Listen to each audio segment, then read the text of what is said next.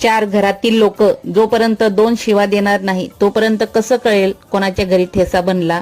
कारण आजूबाजूला ठसका लागल्याशिवाय ठेसाची मजा नाही. खरं आहे का सांगा? ठेसा का एकाच प्रकारचा बनवायचा का? नाही. चला सांगते तुम्हाला कसा बनवायचा. पहिले ठेवायचा तवा, नंतर टाकायच्या मिरच्या दाबाच्या दन करायच्या इकडून तिकडं. आता टाकायचं लसूण. बाई लसूण किती महाग. त्यावर टाकायची कोथिंबीर उसळ म्हणून टाकायचं खोबरं आणि त्यावर सोडायचं तेल. भाजणं झालं की टाकायचं पाट्यावर आणि ठसत त्याला ठेसायचं. ठेसणं झालं की लगेच काढून घ्यायचं. बाई बघा ना कशी काळी भोर दिसती.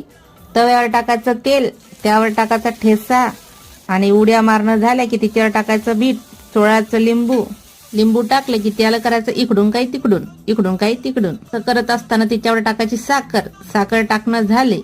मुंबईचा ठेसा हे रेडी. मग करा आणि खा.